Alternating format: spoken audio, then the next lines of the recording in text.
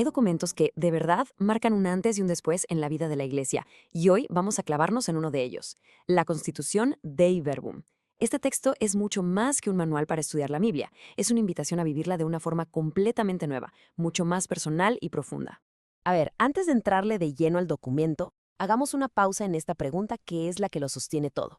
Si escuchamos palabra de Dios, ¿qué es lo primero que se nos viene a la mente? Casi en automático pensamos en la Biblia, ¿verdad? En un libro. Pero lo que Dei Verbum nos va a mostrar es que la respuesta es infinitamente más grande. Y aquí está. Este es el corazón de todo el asunto. Para nuestra fe, la palabra de Dios no es principalmente un algo, sino un alguien. Es una persona. Jesucristo, el Verbo eterno de Dios hecho carne. O sea, Jesús no es alguien que nos trae un mensaje de Dios, Él es el mensaje. En su persona, todo lo que Dios nos quería decir se hace presente, vivo y definitivo. Ok, entonces, si partimos de esa base, de que la palabra es una persona, Dei Verbum nos cambia la jugada. Nos presenta la revelación no como un monólogo de Dios, sino como un diálogo. Un diálogo que además inicia a Dios mismo, y lo hace por puro amor. Y aquí es donde vemos un giro de 180 grados. Antes, era muy común pensar en la revelación como un paquete de verdades que Dios nos mandaba desde el cielo. Pero Dei Verbum nos dice, no, no, no, piénsenlo de otra forma. La revelación es Dios mismo dándose a conocer. Es un encuentro personal, transformador. Es Él comunicándose con nosotros. Y es que el propio documento lo dice con una belleza increíble. Escuchen nomás las palabras que usa. Abundancia de su amor. Habla a los hombres como amigos. Invitarlos a su compañía. Esto no suena a un decreto legal, ¿verdad? Es una invitación a una amistad, a una relación cercana que Dios mismo quiere tener con nosotros. Entonces, el punto clave es este. Todo este diálogo de amor llega a su cumbre, a su momento definitivo, en la persona de Jesús. En Él, la comunicación de Dios es total. Ya no hay nada más que agregar. Él es la palabra final y perfecta del Padre, porque en Él Dios se nos entregó por completo. Ahora, la pregunta es lógica. Si la palabra es una persona viva, ¿cómo es que llega hasta nosotros hoy, 2000 años después? Bueno, aquí es donde Dei Verbum nos aclara esa relación inseparable entre la Sagrada Escritura y la Sagrada Tradición. El documento usa una imagen buenísima. Nos pide imaginar un manantial divino del que brotan dos ríos. No son dos fuentes distintas, vienen del mismo lugar. Esos son la escritura y la tradición. No compiten. La tradición es como el río vivo, la vida de la iglesia, donde la escritura nace y se entiende. Y la escritura, a su vez, es el agua pura que alimenta y guía esa tradición. Son inseparables.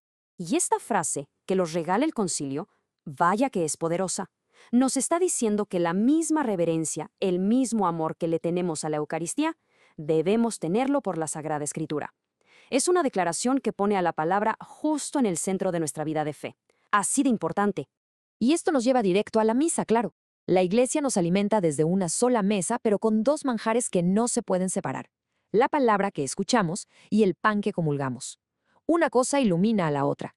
No podemos entender la Eucaristía sin la palabra, ni podemos entender toda la profundidad de la palabra fuera de la Eucaristía. Y ojo, que todo este cambio no se quedó en discusiones de teólogos y obispos. Para nada. Esto provocó una auténtica revolución en la vida espiritual de toda la Iglesia, porque fue como devolverle la Biblia a las manos y al corazón de todos los creyentes.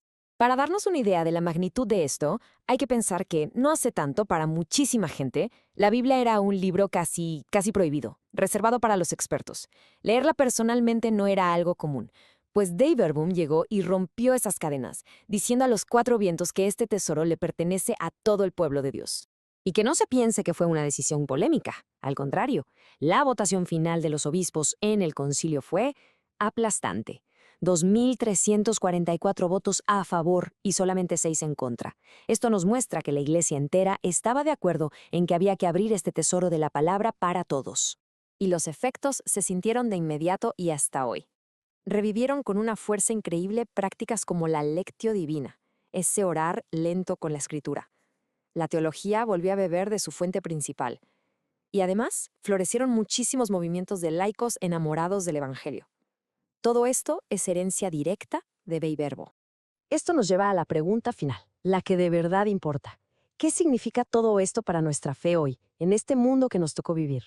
Hay una frase del Papa Francisco que aterriza toda esta teología de una forma muy real y muy humana. Él dice que la palabra de Dios es el antídoto contra el miedo a estar solos. Y es que es eso, al final de cuentas, no es una teoría, es una presencia viva que consuela, que da fuerza y que nos recuerda que nunca, nunca estamos solos.